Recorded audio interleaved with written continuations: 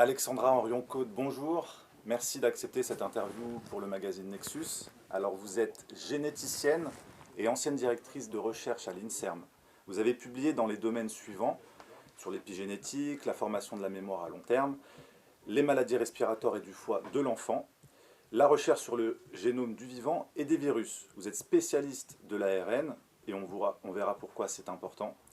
Vous avez fondé l'Institut de recherche Simplissima qui vise à répondre à des problèmes de santé publique. Donc vous avez un parcours très qualifié pour pouvoir apprécier la gestion de la crise du coronavirus et puis les contours de cette épidémie. Première question pour comprendre un petit peu votre milieu. Comment fait-on pour être chercheur en France et directeur de recherche à l'INSERM?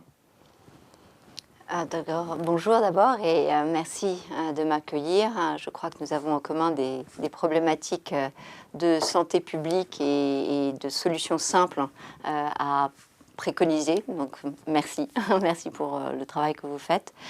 Pour devenir chercheur, déjà il faut une passion à la base, parce qu'en fait c'est un long parcours et qui, lorsque c'est chercheur dans le domaine académique, c'est-à-dire public, en l'occurrence ça a été de passer un concours national, le concours national de l'INSERM pour devenir chargé de recherche.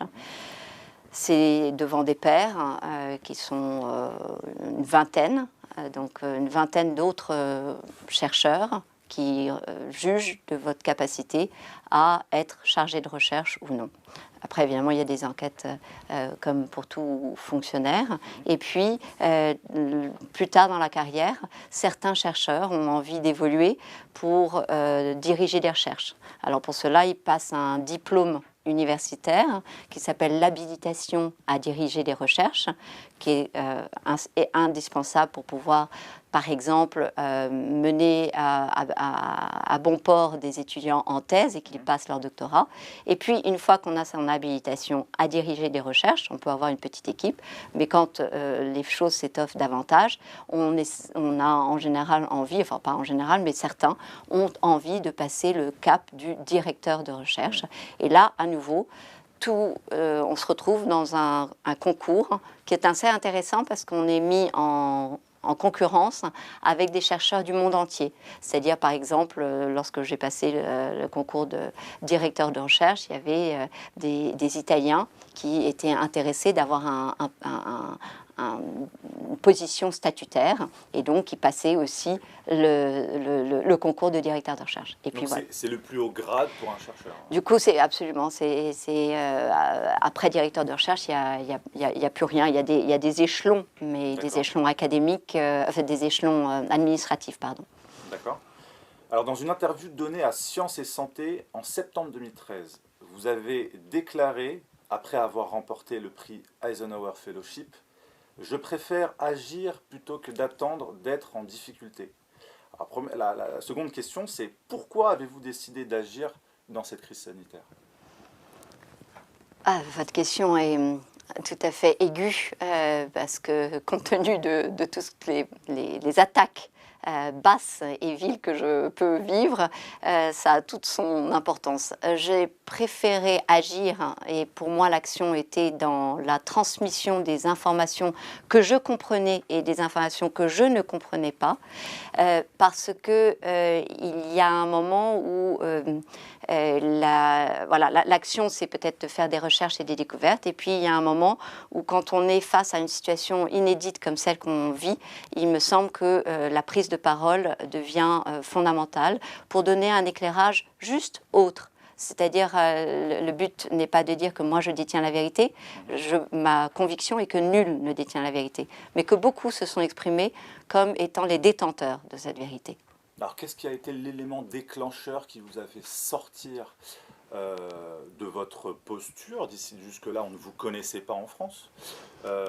Qu'est-ce qui vous a fait décider d'agir et de nous apporter un point de vue tout à fait différent de celui que l'on a? La notion d'injustice est pour moi un moteur dans la vie, c'est-à-dire qu'effectivement, si j'ai choisi d'être chercheur et non pas médecin, c'est parce que j'avais cette espèce de conviction que quand on était chercheur, on apportait des solutions à beaucoup et que finalement, face à cette injustice qu'on voyait, qui est la maladie, par exemple, eh bien, il est pour moi fondamental de me mettre en action et d'essayer de participer à limiter cette injustice. Donc, dans le cas présent, alors, dans mon passé, j'ai toujours considéré que ma seule communauté d'expression, c'était la communauté scientifique. Et donc, j'allais dans la cave, comme je disais, et c'est toujours ce que je fais du reste. Je vais dans la cave, c'est-à-dire dans le laboratoire. Là, on travaille avec mon équipe. Alors, dans le temps, je travaillais seule. Après, je travaillais en équipe. Et j'engrange des résultats. Et une fois qu'on a engrangé des résultats, il donne un paquet de faisceaux de compréhension. Et là, il s'agit de sortir et de communiquer et de partager ce qu'on a compris. Et l'injustice, quand elle s'accumule un petit peu trop, elle me fait aussi sortir. Donc en fait, il y a l'accumulation de connaissances et puis une accumulation d'injustice. Et l'accumulation d'injustice, historiquement, c'est en 2011 que j'ai commencé à véritablement prendre la parole. C'était sur la question de l'embryon humain qu'on pensait, que la loi de bioéthique proposait de traiter comme un matériau de laboratoire. Et donc, sans aucune autre conviction que éthique, humaniste, nous avons été des centaines de signataires sur une pétition que j'ai fait circuler et qui permettait de dire que non, pour un certain nombre de scientifiques et de médecins, ce n'est pas le cas. Dans le cas de l'injustice Covid, il y a une injustice de traitement avec une injustice d'état de compréhension de la population, qui est pour moi, encore une fois, insupportable. Et donc, je n'étais pas dans l'état d'avoir envie de prendre la parole, mais là, j'ai été véritablement sollicitée par un certain nombre de personnes qui m'ont dit « il faut absolument que tu partages ce que tu comprends, parce que nous sommes dans un noir absolu ». C'est pour ça que j'ai pris la parole assez tôt par rapport à plein de collègues. Mais c'est-à-dire que pour vous, le récit du coronavirus que l'on a des autorités gouvernementales n'est pas bon. C'est-à-dire que le récit, c'est-à-dire que très vite, on a présenté les choses comme si on comprenait tout et qu'on avait des certitudes. Et que ces certitudes émanaient d'un consensus scientifique. Comme quoi, par exemple ? Typiquement, l'origine du virus. Donc, le virus sort et effectivement, vous avez tout de suite eu l'histoire du marché. Enfin, vous comprenez bien. Le pangolin. Le pangolin, puis après, non, c'était pas le pangolin, c'était la chauve-souris, puis après, c'était à nouveau le pangolin. Enfin, c'est un espèce de jeu qui est assez malsain parce qu'il était quand même présenté comme le seul récit. Comme on dit en anglais, le storytelling, la façon de raconter l'histoire. Et ça, c'est quelque chose qui m'a assez vite déstabilisée parce que je me suis, dès le début, intéressée évidemment à la séquence et la séquence lorsqu'elle a été publiée. Et la séquence du SRAS-CoV-2 présentait une originalité hors du commun par rapport aux autres coronavirus. Pourquoi ? En fait, dans ce virus a un certain nombre d'informations pour pouvoir effectivement infecter les cellules.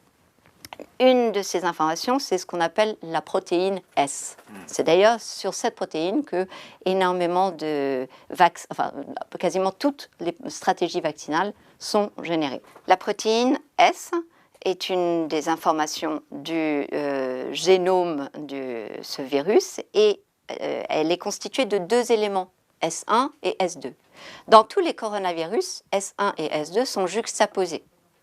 Et dans ce coronavirus SRAS-CoV-2, elles sont écartées par l'insertion d'une séquence qui a pour originalité de conférer aux cellules humaines la possibilité d'être infectées par ce virus. C'est ce qu'on appelle dans notre jargon le gain de fonction. qu'une telle information de gain de fonction arrive dans un virus, pile au niveau de la jonction S1-S2. Si ce gain de fonction avait été placé ailleurs, est-ce qu'il aurait eu une efficacité ou est-ce qu'il faut qu'il soit exactement placé entre S1 et S2 ?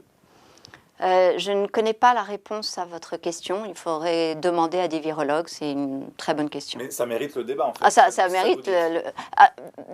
mérite le débat. C'est-à-dire qu'en fait, à partir du moment où il y a une telle insertion, enfin l'existence d'une séquence qui n'existe pas dans les autres coronavirus, ça mérite le débat. À partir du moment où le temps de collecte des chauves-souris et pangolins qu'on dit avec certitude être porteurs du SARS-CoV-2 chevauche le temps plausible de l'apparition du virus chez l'homme, ça mérite de se poser des questions. Donc en fait, comme toujours, je n'ai aucune certitude. En revanche, je considère qu'il n'est pas scientifique, vu le faisceau d'informations que nous avons, pour écarter du geste de la main le consensus scientifique dit que l'origine du virus ne peut pas être humaine. Mais est-ce que tous vos collègues disent que ce consensus est avéré ou alors... Non, on est à plusieurs collègues à avoir eu la même... Alors ça, c'est assez sympathique, on s'est retrouvés avec des formations différentes, y compris de biochimistes, à avoir la même observation à la base de certains articles que nous avions lus, et en train de se dire, mais c'est quand même curieux. Et à partir du moment où on dit c'est curieux, c'est que donc l'hypothèse reste tout à fait plausible. Elle ne peut pas être écartée, c'est tout ce que je dis. D'accord. Est-ce que l'être humain sait faire ça ? Est-ce que le génie génétique... Alors ça, il y a une Chinoise qui a fait un papier assez génial qui montre, qui montre les différentes étapes de fabrication du SARS-CoV-2. C'est-à-dire qu'en fait, elle ne dit pas le SARS-CoV-2 est forcément d'origine humaine, elle dit, enfin d'origine de création humaine, elle dit si jamais on est un laboratoire et qu'on veut développer, construire par un jeu de petites pièces de puzzle un SARS-CoV-2, voilà comment on s'y prend. C'est une démonstration finalement un peu par l'absurde de dire que le virus SARS-CoV-2 peut faire l'objet d'une construction par un laboratoire. Si on veut le faire, on sait le faire. Si on veut le faire, on peut le faire. D'accord. Alors, est-ce que ça, du coup, ça porte l'attention sur le fameux laboratoire P4, inauguré par la France, dans la région de Wuhan, en 2017, mais dont le questionnement a été très vite balayé par les médias officiels. Est-ce que pour vous, c'est forcément, si on s'intéresse à cette hypothèse, lié à ce type de laboratoire, ou est-ce que ça peut être fait dans d'autres circonstances ? La suite d'un virus qui serait créé dans un laboratoire n'est pas de mon ressort. Je ne le connais pas. Moi, je suis un simple chercheur qui, au niveau de mes connaissances de biologie moléculaire, constate que nous pouvons le construire. Après, comment est-ce qu'on sort la piste accidentelle ça n'est pas dans mes compétences. Effectivement, donc rien n'est à écarter. C'est à une commission d'enquête de faire le travail finalement. Sachant que si jamais, et c'est pour cela que je dis qu'on n'aura jamais la réponse à ces questions, parce qu'il me semble que, en tout cas, si j'étais le laboratoire P4 dans lequel a été ou construit ce virus, ou que ce virus construit ailleurs est venu chez moi, et qu'il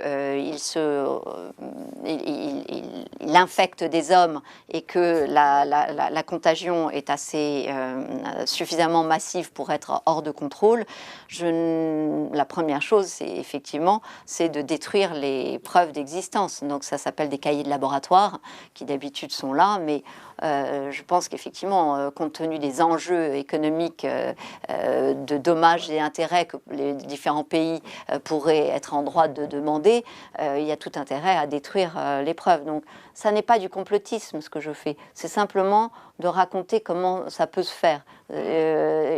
Finalement, pour moi, il y a plus de complotisme à dire l'origine du virus, elle est forcément animale. Pourquoi il y a plus de complotisme? Parce qu'en fait, c'est apporter des certitudes là où il ne peut pas y avoir de certitude. Donc pour vous, c'est comme un déni de réalité. Pour moi, c'est une simplification, une sursimplification dangereuse. D'accord. Qui porte atteinte à l'économie mondiale, en l'occurrence. Donc les conséquences sont très graves. Est-ce que ça change l'appréciation de la piste des traitements par rapport à ce virus, s'il a été créé ou non, ou alors pas du tout? C'est encore une question très intéressante. Je vois que vous êtes un homme libre. Dans l'absolu, ça devrait, ça pourrait. C'est-à-dire qu'effectivement, en fonction des séquences que je mets, je peux avoir d'entrée de jeu des hypothèses de traitement basées sur le fonctionnement que du coup je peux prédire du virus. Ça, c'est dans l'absolu. Dans la réalité, dans l'absolu théorique, dans la réalité, elle est beaucoup plus complexe. Parce que si jamais on considère, par exemple, que donc effectivement ce virus est une construction artificielle, lorsqu'on regarde la séquence, elle aurait dû être très méchante, mais beaucoup plus méchante que ce qu'elle n'a été. Et donc, d'une certaine façon, c'est là où on voit l'humilité qu'on doit avoir, c'est-à-dire que rien que sur la séquence, on était à droit de s'attendre à des létalités comparables au SRAS ou aux MERS. Et on n'a jamais atteint ces létalités-là. Elle était à combien, la létalité? Elles étaient jusqu'à 30%, 40%. Oui, c'est des chiffres qui sont en toute disproportion par rapport à ce SARS-CoV-2. Sur le SARS-CoV-2, on est à combien en létalité? Actuellement, on doit être à 0,5% de létalité. Il faudrait le vérifier parce que je ne sais pas. À peu près sur les chiffres, c'était cela, effectivement, officiellement. Voilà. Sachant que, et ça j'aimerais quand même insister, c'est quand même, il y a une grosse variabilité de ce taux de létalité d'un pays à l'autre. Pourquoi? Seule la prise en charge peut l'expliquer. Donc effectivement, typiquement en Allemagne, si vous regardez les courbes d'excès de mortalité sur le premier semestre 2020, il ne s'est strictement rien passé. Donc vous voyez, pas plus, pas moins. Pas plus, pas moins que toutes les autres années. Donc c'est assez... dans certains pays, ça a été même moins. Peut-être du fait du confinement, finalement, qui a fait que les gens ne sont pas sortis. Quand même, les accidents de la route, de circulation sont quand même une cause assez importante des accidents. Donc voilà, du coup, cette absence d'excès de mortalité dans certains pays doit nous attirer l'attention sur le fait que donc... puisque le virus a circulé aussi dans leur pays, c'est donc qu'il n'y a rien à craindre de ce virus. C'est bien cela qu'on est en train de dire. C'est que nous avons les moyens de prendre en charge le virus au point de ne pas créer de surmortalité dans nos pays. D'accord. Alors comment vous expliquez toute cette folie des tests? Qu'est-ce que vous avez à dire sur la politique actuelle de tests massives? On en est presque, je crois, à 1 million de tests par semaine, avec des cycles d'amplification qui apparemment sont assez élevés par rapport à d'autres tests. D'ailleurs, vous nous expliquez également que d'un pays à l'autre, chaque test a ses particularités. Absolument. Ses façons de... Alors, en termes de cycle, d'amplification, tout ça. Qu'est-ce que l'on sait aujourd'hui des tests qui sont réalisés en France, et qu'est-ce que vous pouvez nous dire pour nous éclairer sur la pertinence de cette politique sanitaire? Ces tests PCR, c'est un domaine que je connais bien, non seulement parce que Dès mes premières années de thèse, j'étais en charge des services de commande de PCR. Donc c'était mon domaine. Vous savez, on distribue les responsabilités et que dans le cadre de mon institut à Simplissima, nous avons mis au point les conditions de tests positifs ou négatifs à partir de kits existants. Donc nous avons mis les conditions au point, nous avons le test que nous savons réaliser. Alors, ce test, il pose évidemment plusieurs problèmes. Il faudrait revenir sur, en fait, ce test, il sert à quoi? Ce test qu'on appelle PCR, et donc c'est très important de le dire par rapport aux autres tests. Donc c'est le test qu'on fait quand on vous met l'écouvillon en nasopharyngé ou dans le fond de la gorge. Eh bien, ce test PCR, il va attester de la présence ou de l'absence de séquence du virus. La séquence du virus, c'est son matériel génétique. C'est sa signature? C'est plus que ça, c'est son disque dur. Et un virus a la particularité de ne pas être considéré comme vivant, comme un être vivant, parce que à partir de son petit disque dur, qui fait finalement ce qu'il est, il n'a la possibilité de rien. C'est-à-dire qu'effectivement, si vous avez un virus sur cette table, il n'est capable de rien. Il ne se reproduira pas. Il ne se reproduira pas. Il a besoin pour cela d'infecter un hôte. Voilà, un gentil hôte, donc les fameuses cellules. Et donc, détecter la présence de sa séquence n'impute rien d'autre que nous avons détecté la présence de son disque dur, ce qui ne veut pas du tout dire qu'il est en train de se répliquer dans vos cellules, ni à quel degré il est en train de se répliquer. Donc c'est présence-absence de séquences nucléiques qui effectivement traînent quand même très largement, surtout sur un virus qui circule déjà depuis décembre au minimum de ce qu'on sait en France. Donc vous imaginez bien que ce virus, on va le retrouver. Ça semble logique. Donc, ce que vous dites, juste pour bien comprendre, oui. C'est-à-dire que le virus, une fois qu'on a été en contact avec lui, des mois après, on peut se révéler positif à ce genre de test PCR parce qu'il va détecter un bout de matériel génétique de ce virus, mais dont l'activité est à zéro. Alors je ne sais pas dans le temps. Des mois après, on ne connaît pas la réponse à votre question. En revanche, ce qu'on sait, c'est que, en tout cas avec certitude, mais ça tous les laboratoires le savent, tous les laboratoires d'analyse rapportent que lorsque on est positif en PCR, on a entre, on va dire, 64% et 90% de chances de n'avoir aucun symptôme. Ça veut dire donc que ce que je vous dis est la stricte vérité, c'est-à-dire qu'en fait, on a vu que le virus était présent, ça n'infère rien d'autre que le virus est présent chez la personne. Donc ça, c'est un aspect qui est effectivement fondamental. L'autre aspect qui est fondamental sur ce problème du test, et donc, qu'est-ce qui est important dans une épidémie? C'est quand même les décès, puisqu'en fait, c'est ça qui va déterminer la dangerosité. Et c'est ça qui va déterminer la mise en œuvre de mesures, comme on dit, sanitaires, voire d'urgence sanitaire. Alors, j'aimerais quand même attirer votre attention sur l'état de la situation en France aujourd'hui. Vous avez eu la gentillesse de m'imprimer ce que je n'avais pas pu imprimer chez moi, parce que là mon imprimante est défectueuse. Le cas de la situation en France aujourd'hui, qu'on vous présente finalement médiatiquement très largement. La situation est tout à fait préoccupante, puisque nous sommes là en train de voir une exponentielle, c'est bien une courbe exponentielle qu'on voit. Alors là, on parle de cas. Les cas, c'est quoi? D'habitude, quand on dit cas en anglais, dans notre jargon, c'est des patients. Est-ce que ce sont des patients? Compte tenu du fait que je vous ai dit 64 à 90% de ces cas n'ont pas de symptômes, on n'est pas en train de parler de patients. Donc déjà, il faudrait peut-être refaire cette courbe par rapport à la présence non seulement de positivité, mais aussi de symptômes.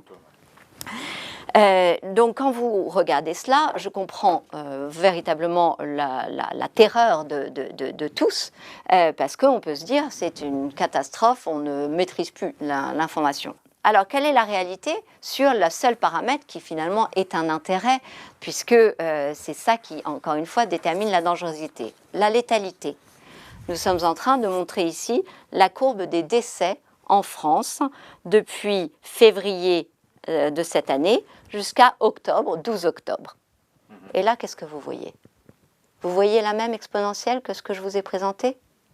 Ou vous voyez rien du tout et un petit peu des petites choses. Est-ce que ce petit truc... Alors ça, c'est le pic épidémique qu'on a vécu et qui était tout à fait préoccupant et lors duquel j'aurais bien aimé que quand même on ait à disposition des masques parce que forcément c'est quand même intéressant parce que rien ne remplace la distance physique et le fait de se laver les mains, mais des masques quand on est en pleine phase de contagion et qu'en plus puisque là, on voit bien, on est en train d'être confiné.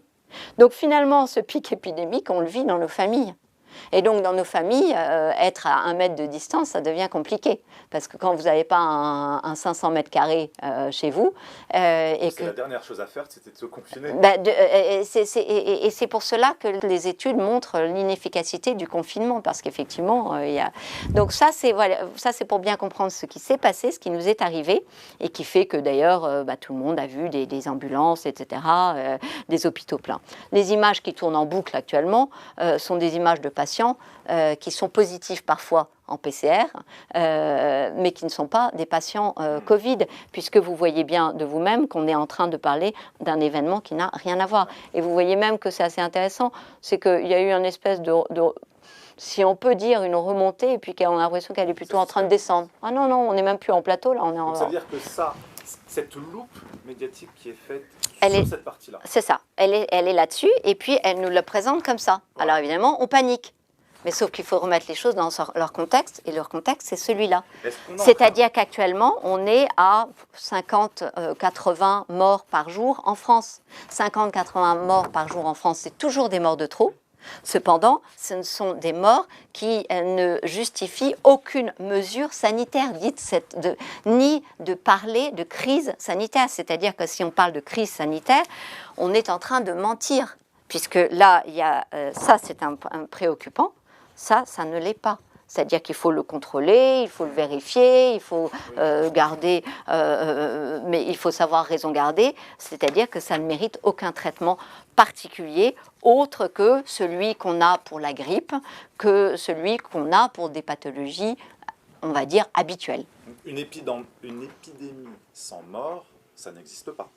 Une épidémie... Ou avec très peu de morts. Alors, on va pouvoir éventuellement parler d'épidémie, mais pas de crise sanitaire. En fait, le problème, c'est que du mot épidémie, on est parti sur l'urgence sanitaire, la crise sanitaire, et qui se définit uniquement parce qu'il y a un taux de létalité préoccupant.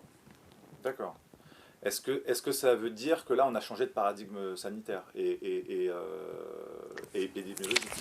Si vous pensez que là, il y a une urgence sanitaire, ben, je ne le crois pas. Alors comment certains de vos collègues... Et ça, c'est d'ailleurs, c'était quelque chose qu'on pouvait anticiper. Hein, de tous les coronavirus qu'on connaissait, on savait que l'histoire de la deuxième vague, elle ne tenait pas. Et encore plus... Alors là, suspicieux, c'est un peu comme tout à l'heure, on disait certitude sur l'origine animale. Bon, moi, je ne peux pas avoir de certitude sur ce domaine-là. Et de la même façon, certitude sur une deuxième vague. C'est préoccupant de voir des consensus qui apparaissent avec des nouveaux virus qu'on n'a jamais vus auparavant. C'est toujours préoccupant. Et là, on est en train de nous faire le coup de la 3e vague et la 4e vague, je l'ai entendu. Donc, l'avantage, c'est qu'on sait à l'avance qu'ils vont la faire. Parce qu'effectivement, si ça, c'est une deuxième vague, là, je ne m'y entends plus. Mais alors, est-ce que ça révèle des conflits d'intérêts majeurs de certains de vos confrères qui sont sur tous les plateaux télé? Je vous arrête tout de suite parce qu'en vérité, je souhaite que nous reconstruisions ce qui a été détruit. J'ai deux collègues, pas une série de scientifiques, mais 2 collègues qui se sont exprimés à mon encontre de façon très déplacée est désagréable et mensongère. Pourquoi?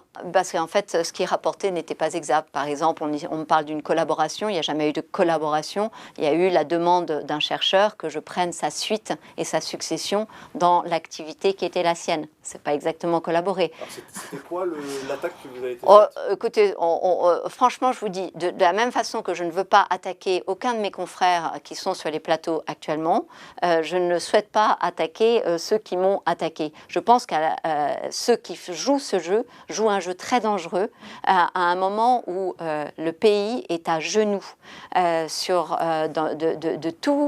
tous les niveaux, que ce soit le niveau financier, c'est-à-dire que tout le monde a un mal terrible à réussir à garder son travail, à réussir à travailler. Je ne parle pas de tous ceux qui ont déjà fermé leurs activités. Ceux qui essayent de se maintenir en bonne santé et qui n'y arrivent pas parce qu'effectivement, ils éprouvent une fatigue très importante à porter le masque à longueur de temps. Et si vous leur demandez, la seule chose qu'ils ont envie, c'est de se débarrasser de ce masque, etc. Donc, on est aux indicateurs en rouge. Alors là, pour le coup, je vais dans le sens du gouvernement.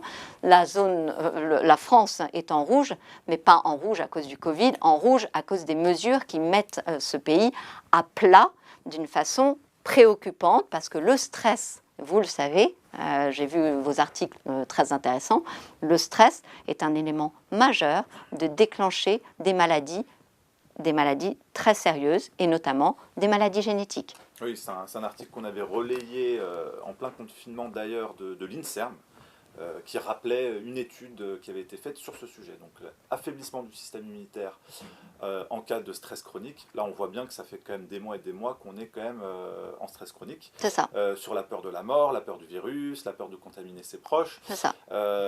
Donc il y a une complète stratégie opposée à ce qu'il faudrait faire finalement. C'est-à-dire que renforcer le système immunitaire serait une priorité.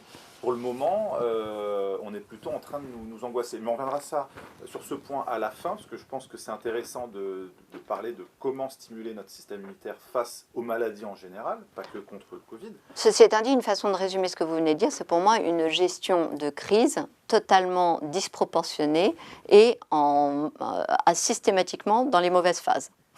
Il faudrait... On est à rebours, c'est même pas à rebours, c'est à contre-temps. On confine quand il ne fallait pas confiner parce que l'épidémie est en train de flamber. On nous explique que ça va lisser la fréquentation des lits. Et en vérité, lorsqu'on voit ce qui s'est passé en Suède, qui n'a pas confiné, on voit qu'au contraire, ils ont eu un étalement. Parce qu'effectivement, pour qu'une épidémie se propage, elle prend quand même un petit peu de temps. Tout le monde ne tombe pas malade, pouf, magiquement, au même moment. En revanche, confiner des gens malades entre eux, là, c'est plus rapide. Oui. Donc, c'est effectivement exactement le contraire de la courbe. Je vous rappelle, parce qu'en fait, je me souviens, il m'avait fasciné. Il me semble que Olivier Véran nous avait montré que pour éviter cela, et pour arriver à cela, il fallait confiner. Et là, quelques mois après, je reviens et je dis, voilà, ça c'était la théorie, n'est-ce pas? Et voilà ce que nous avons vécu. Ça s'appelle asymptotique zéro, hein, quand même. Hein. Ça ne s'appelle pas une deuxième vague. Revenons juste au test PCR. Qu'est-ce que la plaque cribiforme? Ah oui, celle-là, elle a fait... j'ai été malheureusement coupée dans mon élan la dernière fois lorsque j'étais en train de parler à l'un de vos confrères journalistes, parce que j'expliquais, je commençais à expliquer tout ce que je connaissais. Donc voilà. Ces tests PCR, il y a beaucoup de scandales qui les concernent. Le premier scandale, me semble-t-il, c'est la façon dont ils sont réalisés. Je m'explique. Des tests PCR, comme ils ont la puissance d'amplifier des séquences nucléiques, on peut le faire dans toutes nos sécrétions. Typiquement dans la salive. Et si jamais on veut savoir ceux qui sont rentrés dans la cellule, on a besoin de prendre des cellules humaines. Donc typiquement, ce qui se passe actuellement sur les tests PCR, la façon dont on les fait, on ne prend pas des fluides, mais on prend des cellules des personnes pour justement essayer de détecter s'ils ont ou non ce virus. Et il y a deux façons de faire ces tests qui sont équivalentes et reconnues par la Haute Autorité de Santé comme étant équivalentes. Curieusement, ils parlent d'un et mettent dans l'autre phrase que l'autre marche tout autant, mais ne pratiquent pas cet autre-là. L'autre, c'est, alors, donc, c'est le nasopharyngé, celui que tout le monde connaît tristement, qui est, la façon, qu'est-ce qui se passe? On met un écouvillon, donc c'est, pour moi, on va astiquer une structure qui s'appelle la plaque cribriforme. On va l'astiquer parce qu'effectivement, quand vous mettez un écouvillon, c'est bien ça que vous faites. L'autre test est un autre test, donc ça s'appelle nasopharyngé. L'autre test, c'est un test oropharyngé. Oropharyngé, vous allez astiquer de la même façon le fond de la gorge pour récupérer vos cellules. Et si jamais vous avez peur de ne pas en avoir assez ou d'avoir d'autres sièges de présence du virus, vous allez juste aller dans les fosses nasales, mais d'une façon très externe, c'est-à-dire véritablement comme on se met, pardonnez-moi, le doigt dans le nez. et donc voilà la différence entre ces tests nasopharyngés et oropharyngés. Donc on se dit, pour le bol alimentaire, manger un morceau de pain, ça agresse votre fond de gorge. Donc agresser un fond de gorge ne semble pas avoir des implications majeures. En revanche, agresser une petite plaque qui n'a pas l'habitude d'être touchée, parce que même si vous avez le doigt long, même si vous avez le bras long, vous n'arriverez jamais à atteindre cette plaque cribriforme. Et cette plaque cribriforme, c'est une structure éminemment fragile. Et depuis que j'ai parlé de cette plaque, il y a eu d'ailleurs un accident aux États-Unis d'une femme qui s'est fait effectivement perforer cette structure qui est éminemment sensible et fragile. Et elle a eu des fuites de liquide céphalorachidien qui provoquent effectivement... elle est décédée. Elle en est morte. Ouais. Voilà. Donc ça, c'est quand même tout à fait terrible parce que qu'est-ce qu'elle intègre, cette plaque cribriforme ? Elle intègre des tas de neurones extraordinairement sensibles qui nous donnent notamment les odeurs et la compréhension des odeurs. Donc on est sur du neuronal, on est sur de la structure. Et effectivement, comme elle est très sensible, cette petite plaque, eh bien, quand on a besoin, sur des pathologies lourdes, d'atteindre le cerveau, on a envisagé que ce serait un mode d'administration remarquable de médicaments, de nanoparticules qu'on pouvait déposer sur cette plaque cribriforme et qui pouvaient aller dans le cerveau. Donc là, il n'y a pas de complotisme de ma part. Je ne suis pas en train de vous dire que quand vous vous faites tester, on est en train de vous déposer des nanoparticules. Je suis en train de dire que cette plaque cribriforme, il ne peut pas être neutre de vous l'inflammer parce que passer un écouvillon va forcément provoquer une inflammation et que c'est une structure qui, au mieux, est habituée à avoir des fluides, mais qui n'est pas habituée à avoir un contact physique. Et comme elle intègre des informations avec des neurones, c'est jamais une bonne idée d'aller exciter ces parties-là. Voilà, c'est ce point important que je voulais faire. L'autre point de donc ça, en vérité, toute personne qui va se faire tester dans un laboratoire doit être, grâce à la Haute Autorité de Santé, doit être en mesure de demander qu'on lui fasse un test oropharyngé et non nasopharyngé. D'ailleurs, par exemple, si vous allez en Espagne, vous ne serez testé qu'en oropharyngé. Vous ne serez pas testé en nasopharyngé. Donc, vous voyez... Chaque pays fait ce qu'il veut. En Suisse, c'est un peu mixte, c'est plutôt nasopharyngé, mais certains font Pourquoi on peut récupérer les cellules à l'entrée de la bouche? On a des cellules, là, on pourrait peut-être éviter d'aller si loin. Alors, après, vous avez quand même le fait que le protocole c'est formidable, vous m'apportez la jonction sur la suite. Le protocole de prélèvement doit être à peu près semblable d'un individu à l'autre. Et la mise au point des techniques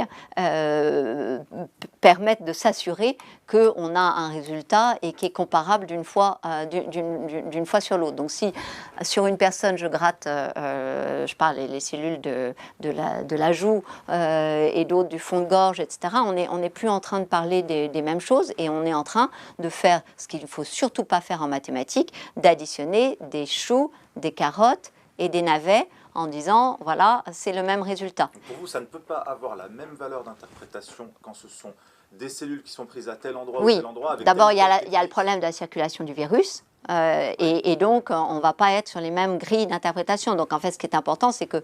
alors, quand en revanche, on a un test qui fonctionne tout aussi bien comme le test oropharyngé, à ce moment-là, on va sur le test oropharyngé qui est évidemment éminemment plus facile à mettre en œuvre par les techniciens de laboratoire. Ils seront bien plus heureux de mettre cette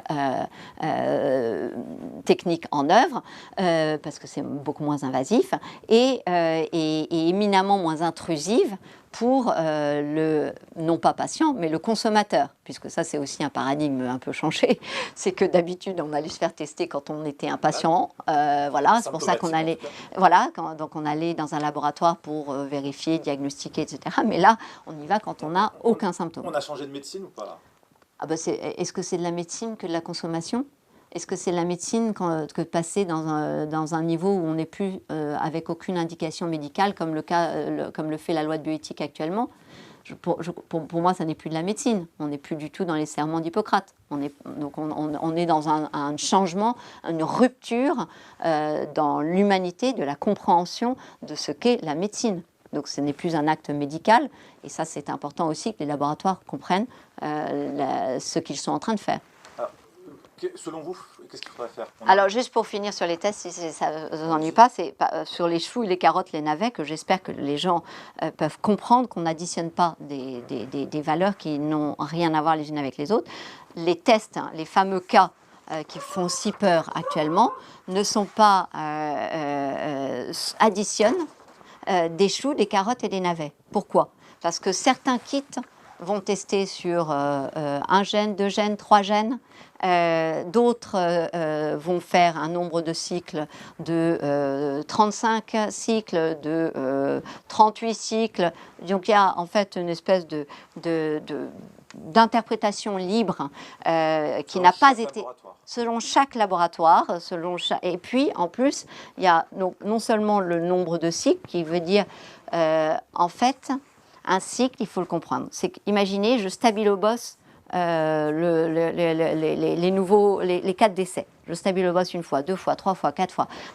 Forcément, qu'est-ce qui va se passer? Au bout d'un moment, ça devient de plus en plus foncé. Si ça devient de plus en plus foncé, je suis capable de le voir et de le détecter et de dire « Ah, c'était positif ». C'est ça qu'on fait quand on dit le nombre de cycles. Donc le cycle est là pour amplifier la même information. Voilà. Donc on amplifie jusqu'à la rendre détectable. Jusqu'à comprendre et interpréter, ah, il y a donc un signal. Donc un test où le cycle serait trop élevé n'aurait plus de sens. N'a plus de sens, parce qu'en fait, de toute façon, on ne sait pas ce qu'on est en train de faire. Lorsqu'on suit des virus, on fait des tests où on va effectivement faire tester on ne va pas utiliser la PCR comme un outil de base. Pourquoi? Parce qu'en fait, la PCR, pour être quantitative, il faudrait avoir développé des contrôles positifs qui seraient faits sur des patients, en l'occurrence. Et nous, nos contrôles positifs, ils sont juste des dilutions de molécules, donc des dilutions du petit virus de la séquence. Donc en fait, ils n'ont pas d'indication, comment dirais-je, physiologique, vous comprenez? Je ne sais pas si je suis claire. Et ils ne sont pas équivalents. Ils ne sont pas équivalents à une charge virale. À une charge donnée. À une charge virale, exactement. Alors, si on voulait leur donner un sens, on pourrait potentiellement, il aurait fallu pour cela munir les laboratoires dès le début d'un observatoire des transmissions secondaires. C'est-à-dire, allons dire que je suis un cas contact, donc cas ça ne veut rien dire, contact ça ne veut rien dire non plus, enfin c'est tout ce jargon, ce néo-jargon de cette néo-science néo-covidique, et à ce moment-là, on me teste, on me dit je suis positive, très bien, mais si jamais on ne sait pas si j'ai transmis le virus à autrui, on perd véritablement la granularité de ma contagiosité. Donc ça n'a aucune... en fait, il faut savoir, il faut avoir des symptômes pour se faire tester, sinon ça n'a aucune indication. Et même actuellement, en France, il faut savoir que quand vous avez des symptômes et que vous êtes positif, il n'a pas été... un protocole n'est pas enclenché. Par exemple, le laboratoire pourrait vous dire, puisque vous êtes positif et que vous étiez symptomatique, voilà, vous devez prendre de l'azithromycine et du zinc. Par exemple, ce serait raisonnable. Mais ce n'est pas ça, ce n'est pas le cas. Qu'est-ce qui se passe? C'est-à-dire que c'est à la libre... Il n'y a pas de protocole, en fait. C'est-à-dire qu'en fait, aujourd'hui, il y a un protocole de test et de médiatisation de cette maladie, mais il n'y a plus de traitement? Alors, il n'y a pas de... Puisqu'on a tout fait pour décrédibiliser certains traitements, du coup, l'État s'est retrouvé à son propre... enfin, les entités sont retrouvées prises à leur propre jeu et du coup, n'ont plus osé, oserais-je dire, donner une espèce de protocole, de feuille de route. Par exemple, je prends au hasard l'exemple qui était publié dans Der Spiegel, qui est quand même une source très sérieuse,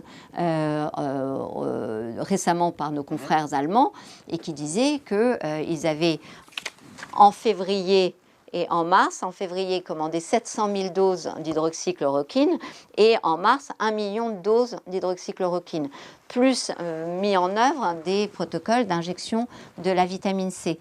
Donc, effectivement, on peut, vous savez, l'absence d'excès de mortalité dont je vous parlais, ça fait partie de ces prises en charge. Donc, c'est vrai que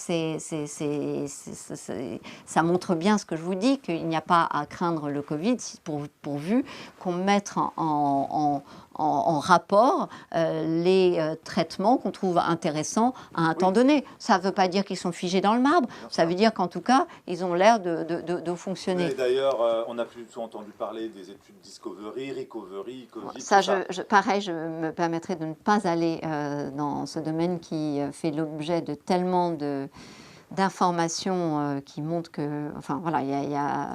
En tout cas, l'État et le gouvernement avaient annoncé ça en grande pompe. Et c'est tombé un peu, voilà. On n'a plus du tout de nouvelles. Oui. Je ne veux vraiment pas rentrer là-dedans, mais visiblement, voilà, il y a des études ont été abandonnées parce que certains bras qu'on ne voulait, enfin certains bras, ça veut dire certains groupes montraient l'efficacité de ce qu'on ne voulait pas montrer comme étant efficace. Donc dans ces cas-là, on arrête et on arrête net. Donc franchement... c'est pour ça que là, on tombe dans le complotisme. Vous voyez, il y a un moment où...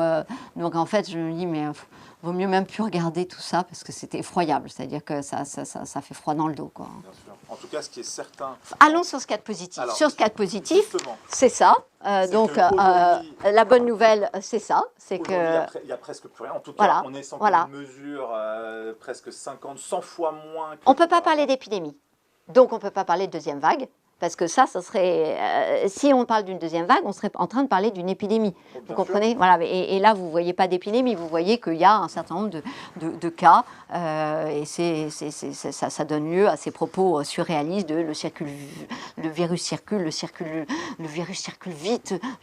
On a l'impression qu'il est vivant, finalement. En fait, d'un être non vivant, il passe par la case d'un animal qui circule. C'est ce que certains appellent aujourd'hui la coronafolie. C'est-à-dire qu'il n'y a plus de science, il n'y a plus de médecine, il n'y a plus de statistiques, de mise en perspective statistique. Il n'y a qu'un focus sur l'angoisse, un effet loupe sur la petite bout de courbe qu'on a à la fin de ce graphique.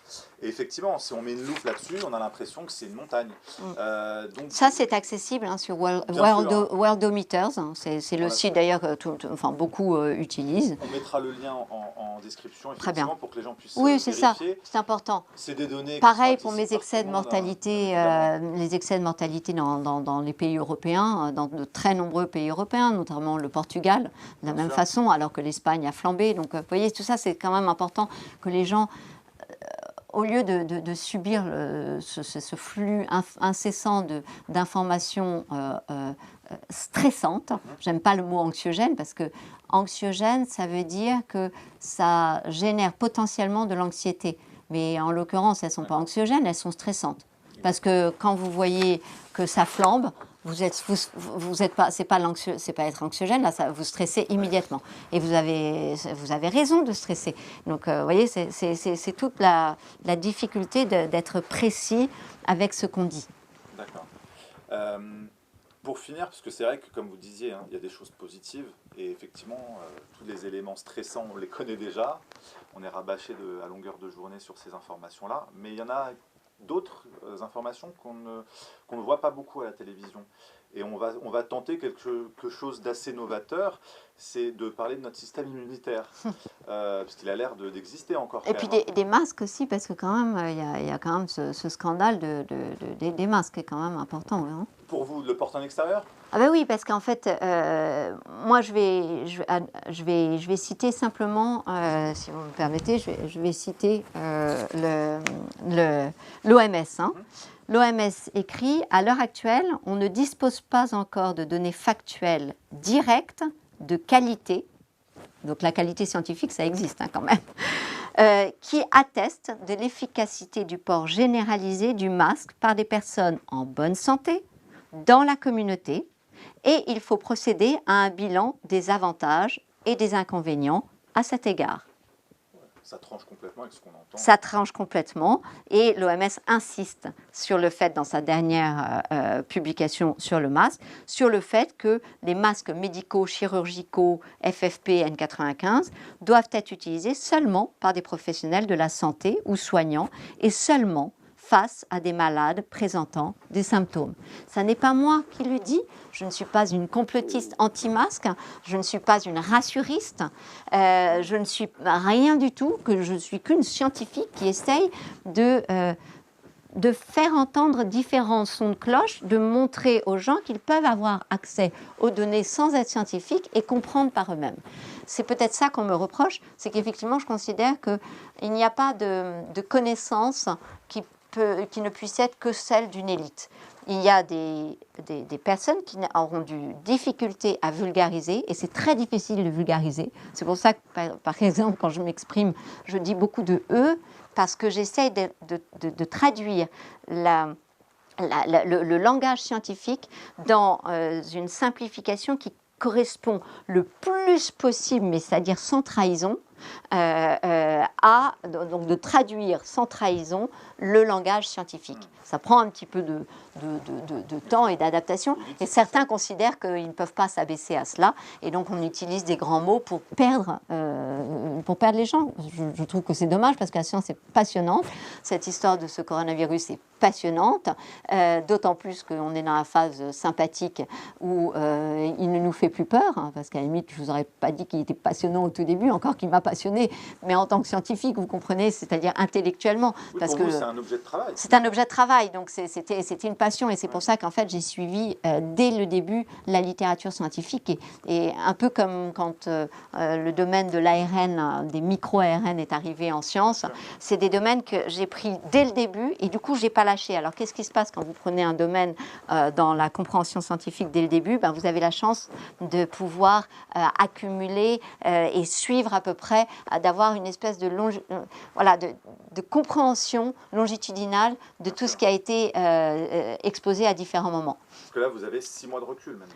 Oui, un peu plus, parce que oui, un petit peu plus. Ouais. Donc, votre point de vue, il est plus riche. Enfin, c'est le point de vue d'un scientifique qui aurait suivi la littérature depuis le début. Je crois que Laurent Toubiana a fait exactement la même chose. Et donc, de la même façon, il s'est exprimé très tôt. Voilà, il y a des gens qui ont finalement suivi depuis le début.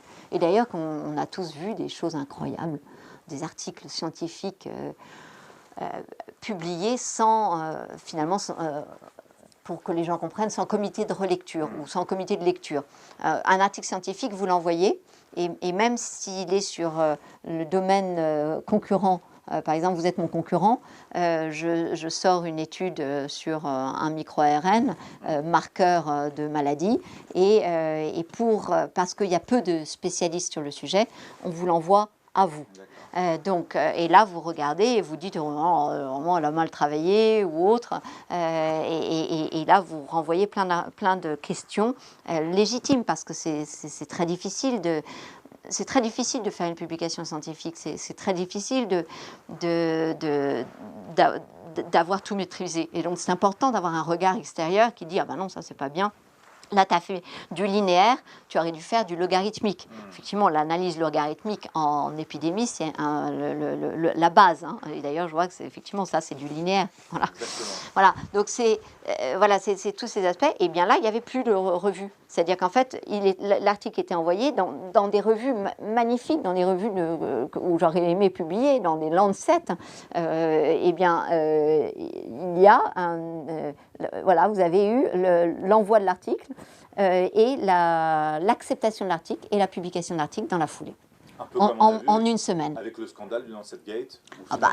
Du coup, vous comprenez bien que dans ces conditions, l'éditeur n'a pas le temps de relire tous les articles et donc accepte à tout venant. Avec des conséquences terribles. Avec des conséquences terribles qui auraient pu être franchement évitables parce que dans le cas du fameux Lancet Gate, c'est simplement que le gars, il a reçu son article, l'éditeur a reçu son article scientifique, il suffisait qu'il aille à la case conflit d'intérêts, il lisait ce que le scientifique rapportait de lui-même et il mettait sur le côté en disant suivant. Oui, oui parce que l'un des auteurs était lui-même totalement conflicté.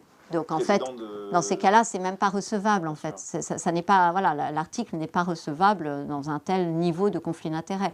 Et de facto, il a donné non seulement des doses d'hydroxychloroquine qui ont tué des gens qui n'auraient pas dû mourir, mais aussi n'a exclu personne, alors que normalement, on doit exclure des déficiences enzymatiques, etc., etc. En tout cas, ça a mis un petit peu l'éclairage sur, on va dire, le côté intouchable de ces revues, finalement, dont le fonctionnement parfois est assez amateur, ou en tout cas précipité. Non, amateur, je dirais pas. Ils savent, le problème, c'est qu'ils savent ce qu'ils font. C'est ça la difficulté. C'est qu'à ce moment-là, si jamais je suis éditeur, je suis dans une panique qui est celle qu'on nous annonce que la population va être réduite de un tiers.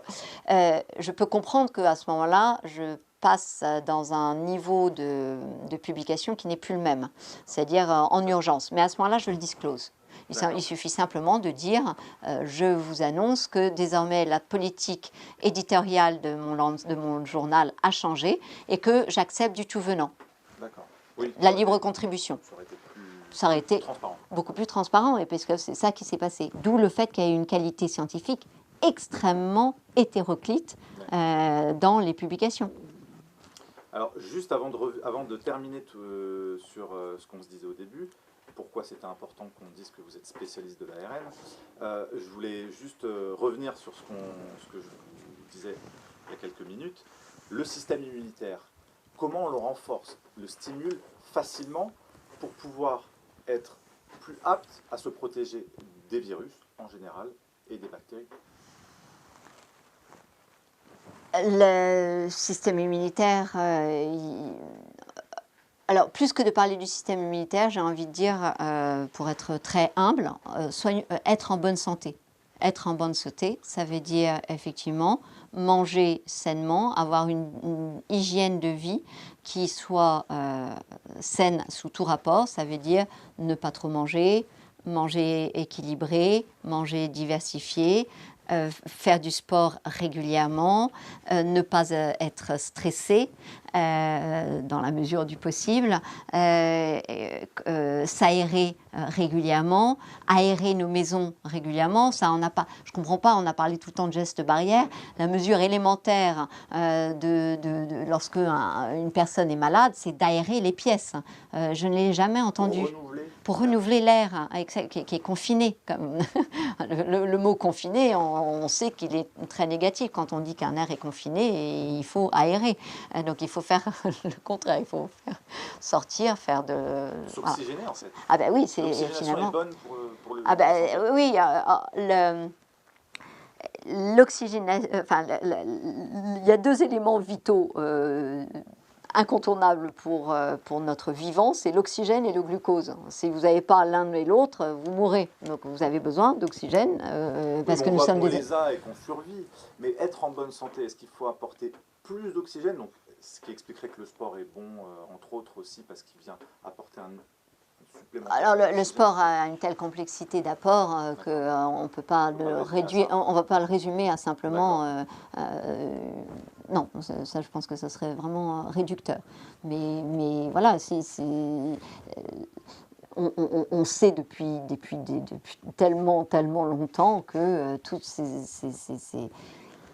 cette hygiène de vie est tout à fait fondamentale. De la même façon que le lavage de mains, on est parvenu à... Je trouve qu'on est au gel, mais les gens, ils ont l'impression qu'ils mettent du gel et ça y est. Mais en fait, on a l'impression qu'ils dissocient complètement le gel et le lavage de mains.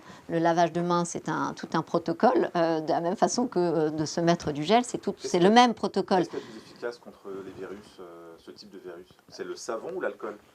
Il y a eu des études sur le sujet, mais le problème, c'est qu'en fait, il y a savon et savon. Et donc, il y a une telle... et même, il y a gel hydroalcoolique et gel hydroalcoolique. Donc, en fait, je ne peux plus répondre à votre question parce qu'en fait, il y a une grande diversité des produits utilisés. Voilà. N'empêche que le savon a de ça plusieurs avantages. Le premier, c'est qu'en fait, il crée une mousse, ce que ne crée pas le gel, et qui et donne la possibilité de rinçage, de dilution. Donc, même si votre geste est mal mis en œuvre, au moins vous avez quand même la dilution aussi qui est importante. Dans du manuportage, la dilution est très importante. C'est-à-dire que manuportage, c'est un gros mot qui veut juste dire que je vais, par exemple, je touche mon masque, j'ai plein de virus sur ma main, et donc je le porte avec ma main transitoirement. C'est sûr que si j'ai rincé ma main, il y a quand même une dilution qui se fait. Donc ça, c'est un avantage du savon. L'autre avantage du savon, c'est qu'il n'agresse pas autant en général les mains que le gel hydroalcoolique. Il y a quand même, les dermatos rapportent beaucoup de cas de gens qui ne peuvent plus mettre du gel hydroalcoolique. On a une barrière bactérienne qui nous protège des virus sur les mains? Oui, notamment l'acide hyaluronique qui est cette espèce de remarquable tissu qui fait que l'épiderme est normalement une barrière contre le fait que le virus ne va pas pénétrer dans votre peau parce que normalement il va être freiné. Alors c'est sûr que plus on astique... L'alcool agresse cette barrière? Oui, l'alcool agresse cette barrière, donc ça c'est toujours aussi... Plus on se passe les mains au gel hydroalcoolique, oui, mais là, cette barrière voilà, alors du coup, là, encore une fois, il y a la raison qu'il faut mettre, et donc c'est pour ça que pour moi, ce qui est important, c'est de rappeler aux gens non seulement l'importance de convenablement se laver les mains, et l'importance de se laver les mains au bon moment. Donc quand on a été à l'extérieur, quand on rentre à l'intérieur, on doit se laver les mains. Que vous rentriez dans un hôpital, que vous rentriez chez vous, que vous rentriez au bureau, vous lavez les mains. Quand avant de faire la cuisine, vous lavez les mains. Quand vous sortez des toilettes, pardonnez-moi, vous lavez les mains. Et donc effectivement, quand vous rappelez ces choses élémentaires, vous vous apercevez que logiquement, en ayant une conscience finalement plus importante de à quel moment je suis sale, vous limitez de fait la propagation du virus. Plus que à se dire, c'est bon, aujourd'hui j'avais le masque toute la journée, alors peut-être que j'ai fait 50 fois ça, comme on le voit, parce qu'effectivement aucune personne, vous ne voyez jamais qu'ils prennent l'élastique.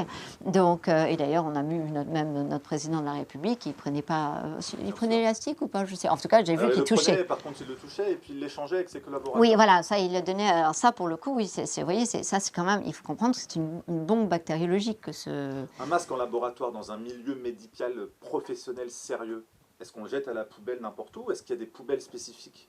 Il y a tout un protocole. Donc il y a aussi une aération particulière. Voilà, des pièces où les personnes portent leur masque parce qu'effectivement il faut qu'ils aient suffisamment d'oxygène. Donc ça n'est pas le cas On fait une utilisation non médicale d'un objet médical. D'où le fait que l'OMS rapporte l'alarme. Exactement. Voilà. Juste avant dernier point, est-ce que c'est bon pour des personnes un peu plus fragiles ou n'importe qui, vous nous direz, de se supplémenter en des choses aussi simples qu'on a pu voir avec d'autres médecins. Vitamine D, fondamentale. Vitamine C. L'Académie de médecine a été remarquable, a sorti un communiqué de presse que vous pouvez aller regarder. Et la vitamine D, on le sait, est vraiment, véritablement, permet... Alors, mais il faut le vérifier, parce qu'en fait, sinon, vous allez être en survitaminose. Donc, l'idée, c'est pas de dire à tout le monde, prenez de la vitamine D.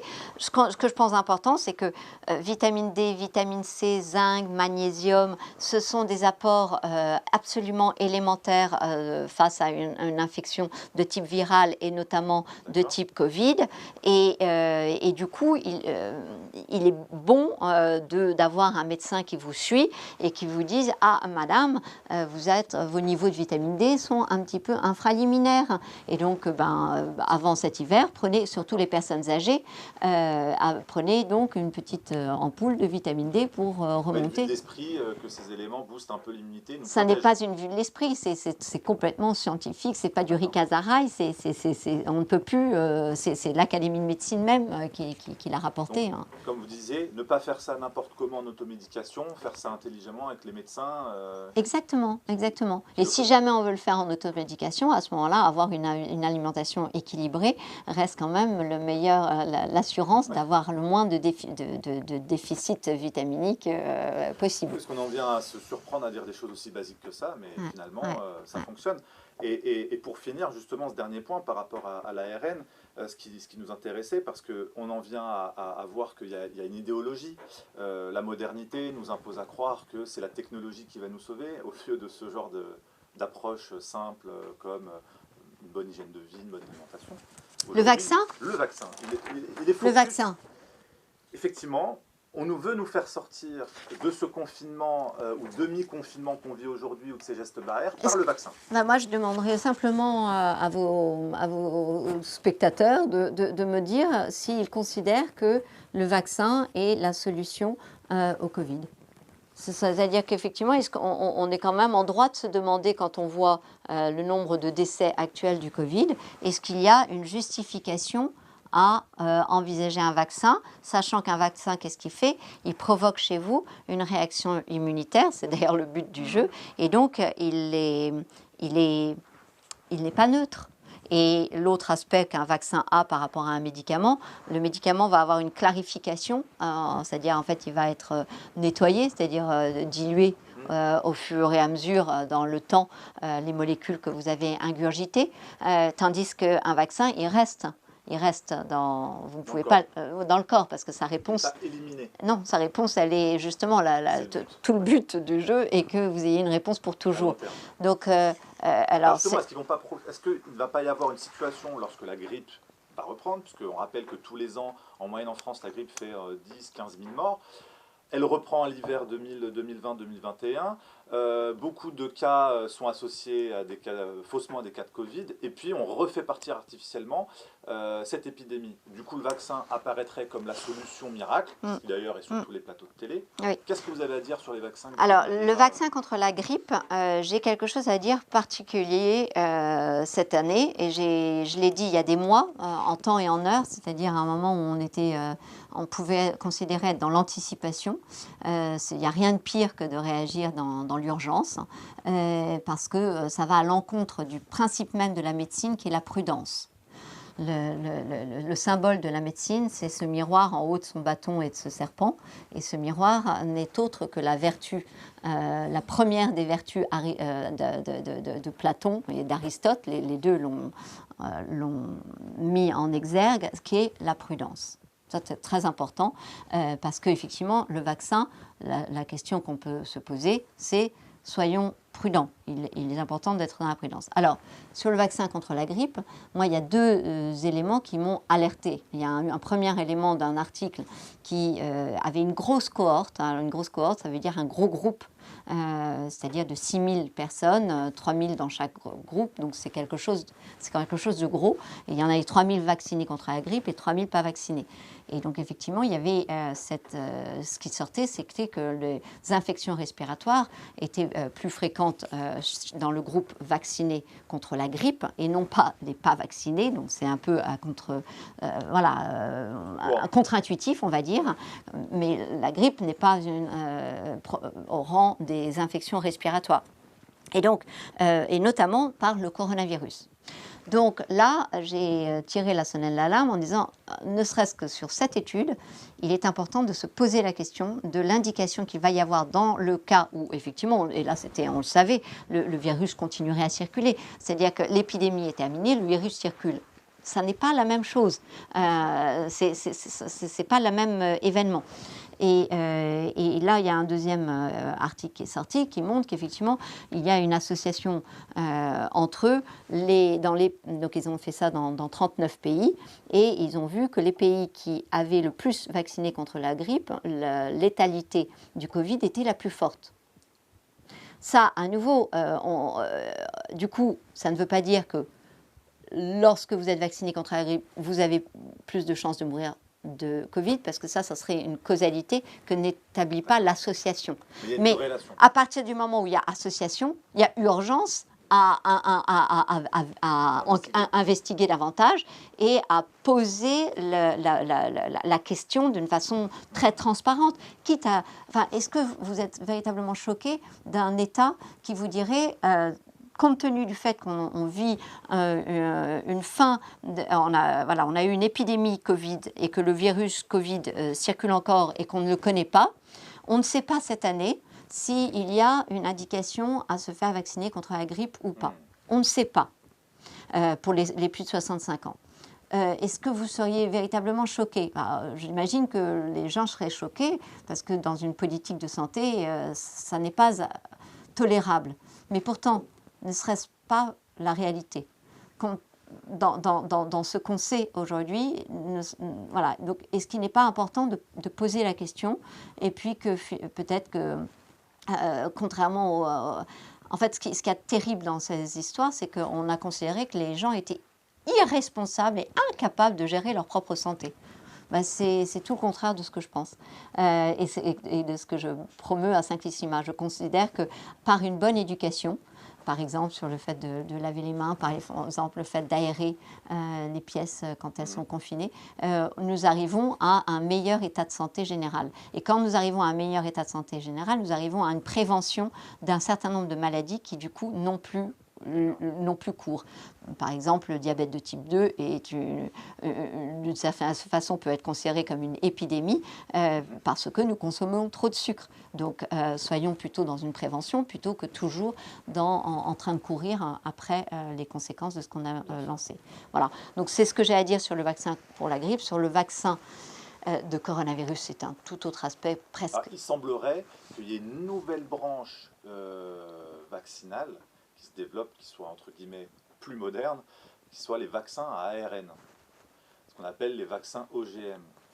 Qu'est-ce que vous en pensez? Qu'est-ce que vous pouvez nous dire là-dessus? Alors, c'est effectivement dans le contexte d'urgence qui est celle de ce qu'on nous fait avaler comme une crise sanitaire, voilà, eh bien, on a développé en urgence des vaccins. Et quand on développe en urgence des vaccins, il y avait une nouvelle technologie qu'on n'a jamais utilisée chez l'homme, qui est le vaccin ARN, mais qui est beaucoup plus simple à mettre en œuvre. Donc effectivement, du coup, qui peut répondre à la production plus massive de doses de vaccins. En quoi il diffère des vaccins traditionnels? Et est-ce que plus simple veut dire plus sécurisé? Plus simple, parfois, n'est pas forcément positif. En l'occurrence, l'ARN est l'ARN, c'est la molécule qui est à la base de ce virus. Justement, c'est ce qu'on détecte par les PCR et sur lesquels on fait dire tellement de choses. C'est pas l'ADN qu'on détecte? Alors, c'est l'ADN qu'on amplifie. C'est l'ARN qu'on détecte parce qu'il y a une étape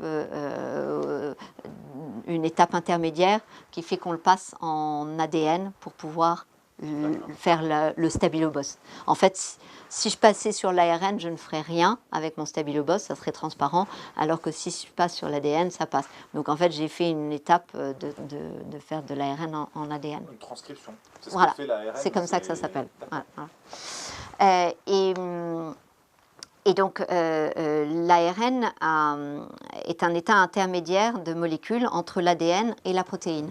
Et donc, a de ça de très intéressant, c'est qu'il interfère avec des tas de molécules et notamment avec ce qu'on appelle les micro-ARN, par exemple. Et donc, ce qui est intéressant, c'est que à partir du moment où vous mettez un ARN, ben, cet ARN lui-même peut devenir un piège, un micro-ARN. En fait, les conséquences moléculaires d'un ARN, c'est extrêmement difficile de les prédire parce qu'il y a trop de niveaux où l'ARN peut intervenir. Une protéine, en soi, elle ne peut rien faire que si elle a une copine et à ce moment-là, déclencher des cascades. Un ARN, c'est bien plus subtil que ça, c'est-à-dire qu'en fait, il peut déclencher des cascades parce qu'il peut interagir avec plein de molécules. Donc, un vaccin à ARN peut interagir avec plein de molécules. Et donc, en fait, il y a l'intention qui est de dire je veux provoquer une réaction par la cellule qui va faire que il va y avoir un effet vaccinal du vaccin. Ça, c'est l'intention, c'est théorique. C'est un peu comme tout à l'heure, je vous disais, si j'avais construit le SRAS-CoV-2, théoriquement, je me serais attendue à beaucoup plus de morts qu'il n'y a eu. Et bien là, de la même façon, la théorie fait que je peux m'attendre à un potentiel vaccinal. La connaissance par les gens du monde de l'ARN savent que quand vous allez mettre un ARN dans la cellule, vous n'en êtes plus maître parce que il se passe plein de choses. Pourquoi? Parce que déjà dans la cellule, il ne faut pas se l'imaginer statique, elle est tout le temps pareille, elle a tout le temps le même nombre d'informations, etc., etc. Et donc effectivement, vous déclenchez des cascades extraordinaires. Tout l'intérêt de travailler sur les micro-ARN comme je faisais, parce qu'effectivement, vous déclenchez des cascades d'effets incroyables et multiples. Alors qu'en général, la protéine, vous êtes plutôt sur une cascade, 2 cascades, 3 cascades, mais c'est un nombre de cascades un peu plus limité. C'est un outil beaucoup plus puissant. On le maîtrise à 100% ou pas? Comment voulez-vous le maîtriser puisque vous ne connaissez pas les acteurs avec lesquels il va interagir dans votre cellule. Donc on sait à l'avance qu'on ne pourra pas maîtriser l'ARN. Par définition. En plus, ce qui est intéressant, c'est que j'ai des collègues qui ont fait une publication là sur l'ARN au niveau de la fameuse séquence S dont je vous parlais tout à l'heure. Et ils ont montré, alors c'est du théorique, c'est du computationnel, mais logiquement, il y a une partie qui doit arriver, que cet ARN au niveau de S, c'est-à-dire l'intention des vaccins actuels, c'est-à-dire ce que développent les laboratoires actuellement, est capable d'interagir avec des petites séquences d'ARN qui ont un impact notamment sur l'olfaction, sur l'odorat, et donc des choses qui ne sont évidemment pas neutres. Et donc, à partir du moment où on sait que théoriquement, ils peuvent interagir avec ces séquences-là, on devrait être. On ouvre une boîte de Pandore et c'est pour cela que jusqu'à présent, s'il y avait eu des tests en phase 1 de vaccins ARN, il n'y avait jamais eu de commercialisation de ces vaccins OGM. Donc c'est juste de dire que ces vaccins, cette technologie, elle modifie notre génétique, notre ADN, elle va au plus profond de nos cellules? Une information nucléique, c'est le but d'une information nucléique, c'est qu'elle apporte une information. Les autres vaccins, ils apportaient les éléments. Si vous voulez, une façon de le dire, vous avez le disque dur, c'est l'ADN, vous avez les applications et les disquettes, c'est l'ARN. Et puis vous avez l'ordinateur, c'est la protéine.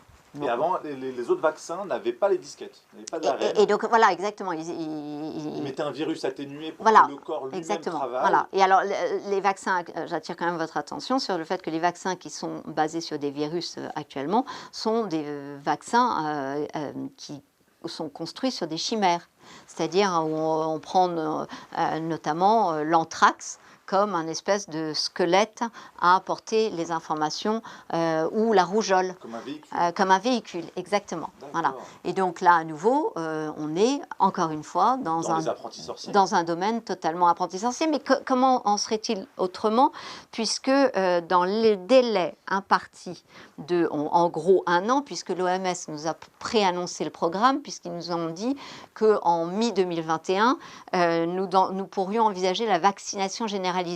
Ça, c'est donc voilà, c'est du jamais vu. C'est-à-dire que jamais, il n'y a jamais eu de tout temps de l'histoire du vaccin, on n'a jamais. 15 ans un vaccin. Oui, c'est ça, exactement, 10-15 ans. Et d'ailleurs, du coup, il n'y a pas eu de vaccin ni pour le SRAS ni pour le MERS. D'accord. Alors qu'on était sur des taux de létalité, encore une fois, beaucoup plus importants. Parce qu'on s'est rendu compte qu'il y avait une régulation naturelle qui se passe, en fait. On ne peut pas envisager un virus sans envisager les autres virus qui existent. Il y a une espèce de... On serait tous des cobayes. Donc,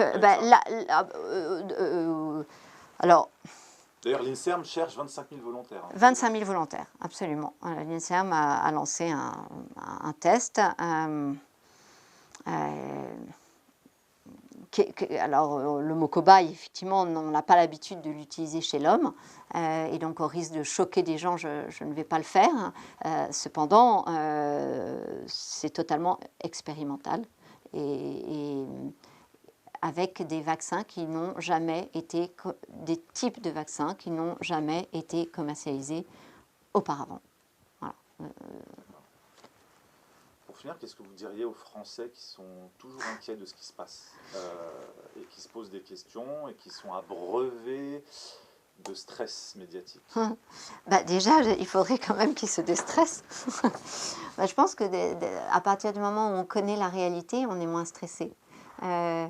Notre réalité de cela, c'est que finalement, on nous a dit qu'on avait eu un excès de 30 000 morts du Covid. C'est un chiffre discutable, mais qu'importe. Il y a 30 000 accidents domestiques par an en France. On ne nous a jamais dit qu'il fallait surtout pas rester chez nous à cause de ces accidents domestiques.